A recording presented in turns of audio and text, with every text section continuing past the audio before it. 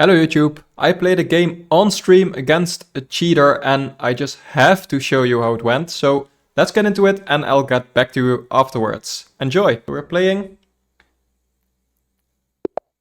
And there we go. Okay, I'm playing black. Let's see what my opponent wants to do. Now I don't know this player, so that's always interesting. We're playing a 10-minute game by the looks of it. I'm gonna be playing the Caro-Kann. Main line so far. So yeah, the idea of the stream has changed a bit, but I can always play some people. So let's see. And I guess the question is, should I now explain all my moves with the risk of him listening in? I'm gonna go for the Tartakower variation, at least. And I guess if he listens in, that is considered cheating, stream sniping, but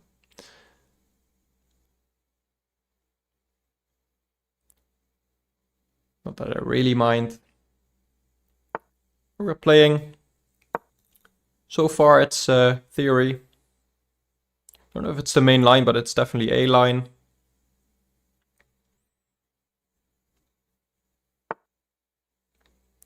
And okay. Interesting. We're following mainline theory, I believe.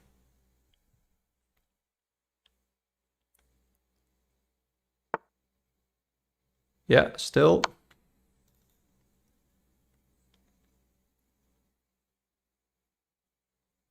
So I'm not sure if I'm gonna win this one.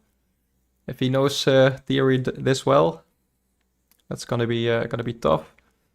I know h5 is a move here, but it's also quite tricky to play. But let's just go for it anyway.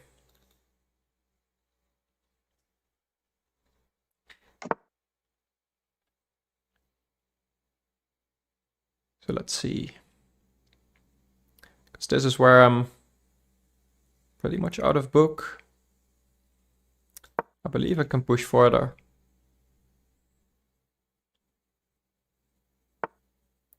Just generating some weaknesses.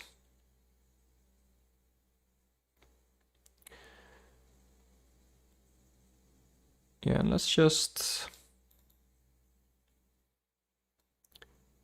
put my bishop here, develop my knight to a safe square. Okay, that's an option as well. Do a mind him taking here. Don't really think so. Is he threatening anything else? Not that I can see, so let's just go for this.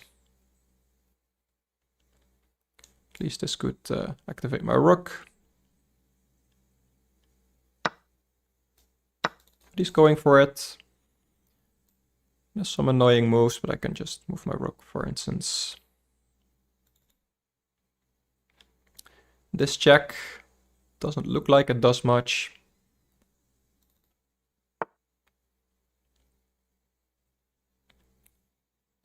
Okay.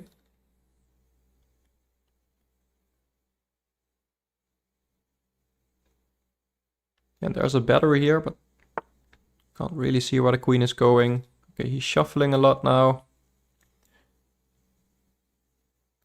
Probably I should try and triple up. Looks good at least. Oh, that's not legal. I was looking at this. Yeah, he plays it. But at least I have this. Which, I don't know, he can get back and maybe this is heading to a draw.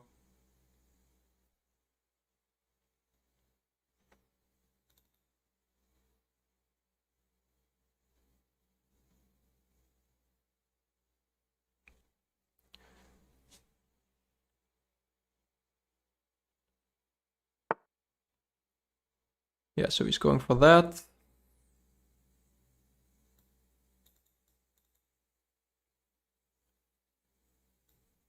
Yeah, I don't think there's anything better.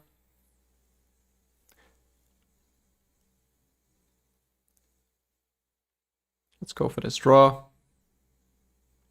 If he wants to. Okay, he doesn't go for it. Just goes for this pawn. Check guess is a good plan as well. I could defend, but he could take, and then take either pawn.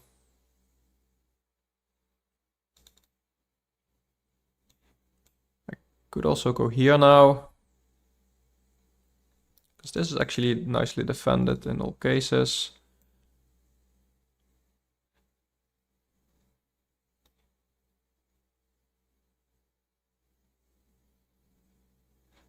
Does he want to bring his bishop in?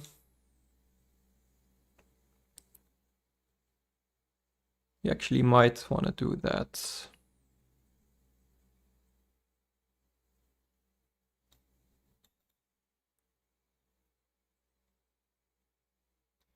Well, let's just play this. He's playing really well, so kudos to him.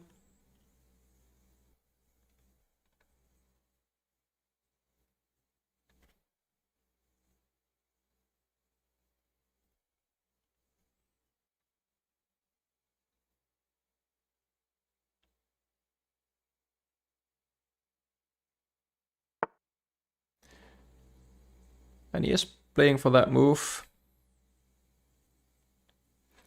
I guess I'm gonna have to take here first.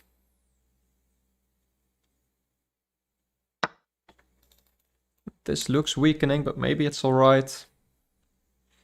Does defend everything for now at least. So let's go for that.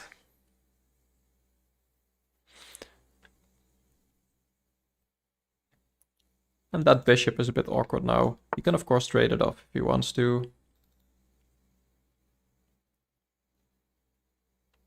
And here. Could go here. This trade happens, that's okay. If he takes here, I can take his queen and then take back.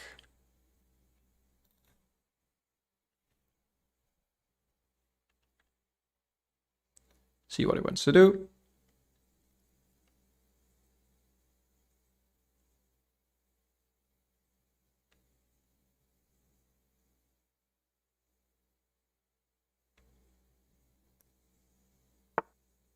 I'm definitely not playing my best game, but I, at the same time, wasn't really expecting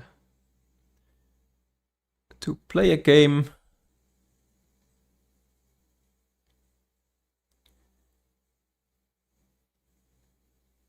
Here, I'm guessing just moving the queen over is probably best.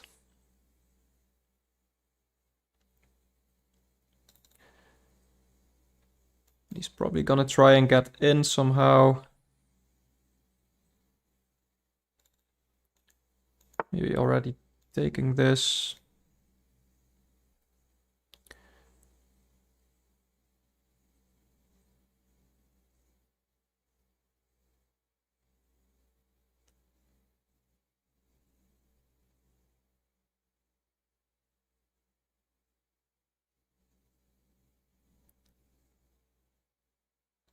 Yeah, not much I can do here.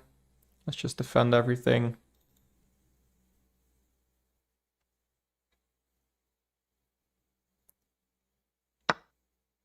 Okay, he takes there. Yeah, that's checkmate if I take with the bishop. If I take here, that's checkmate. So yeah, that's just checkmate after this move. Nice play by my opponent.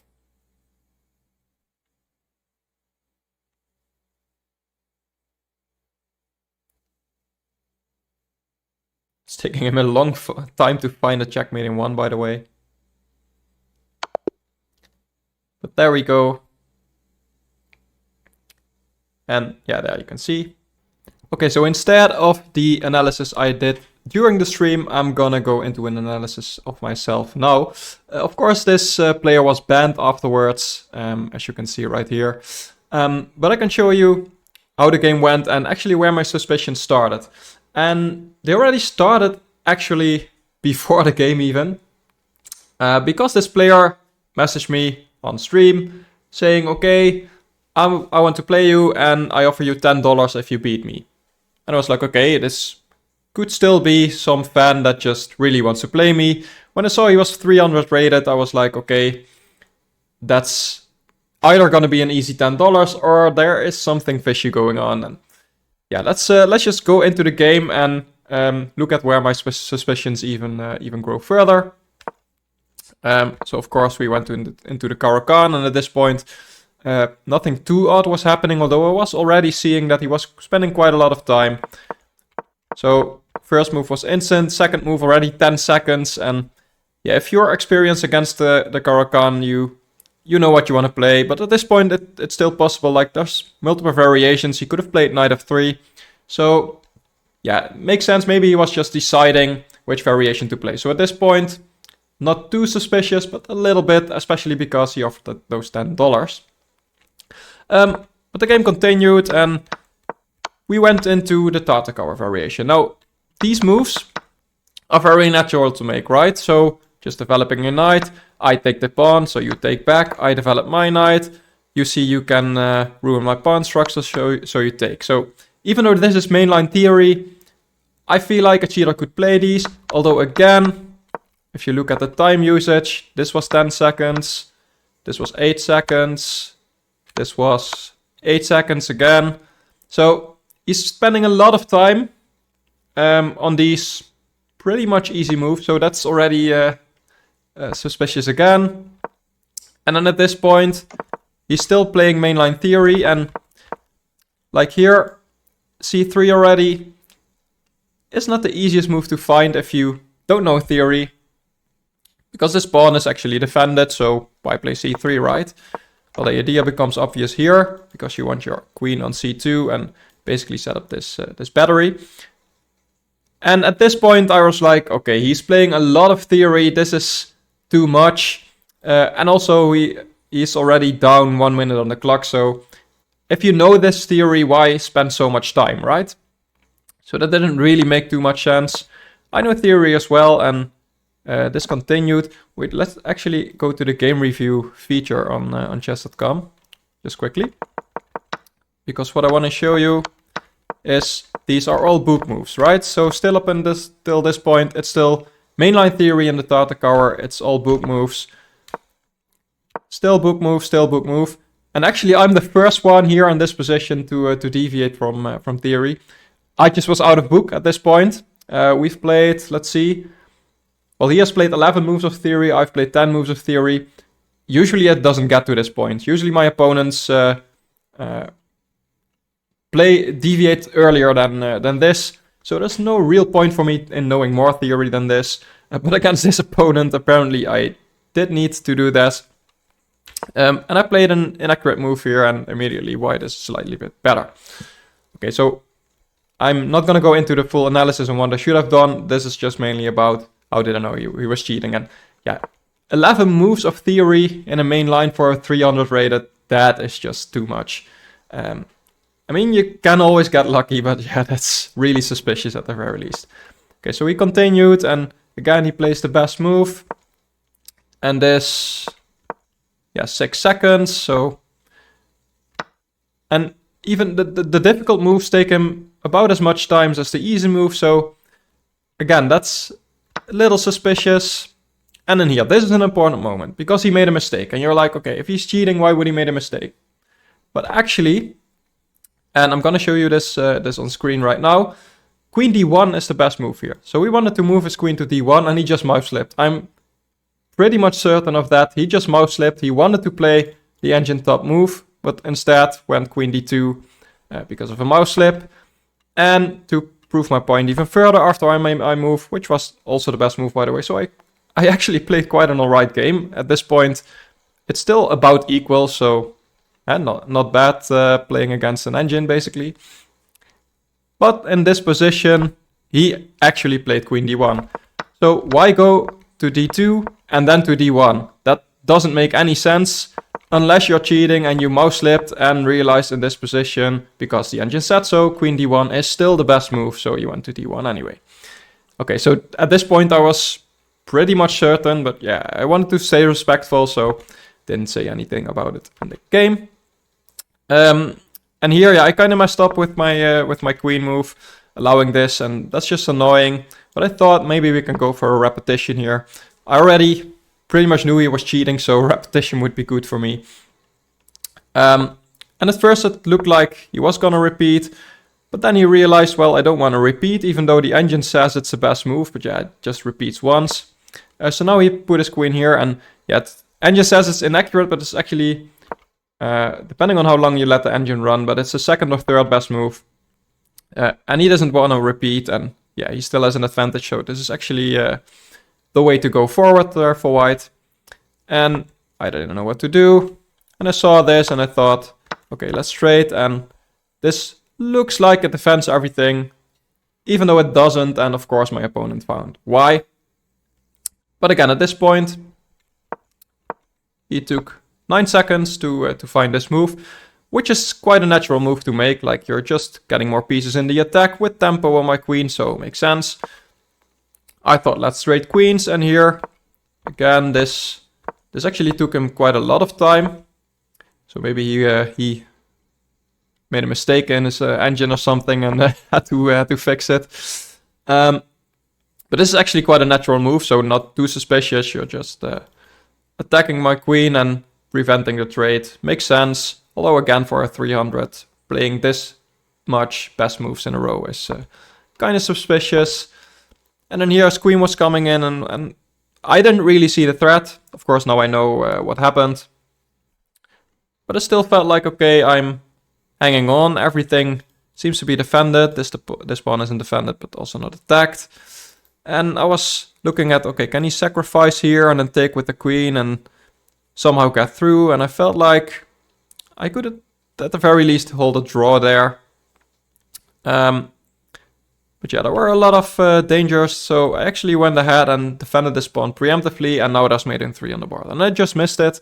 But what's even more important, my opponent, of course, didn't miss it because he's using an engine.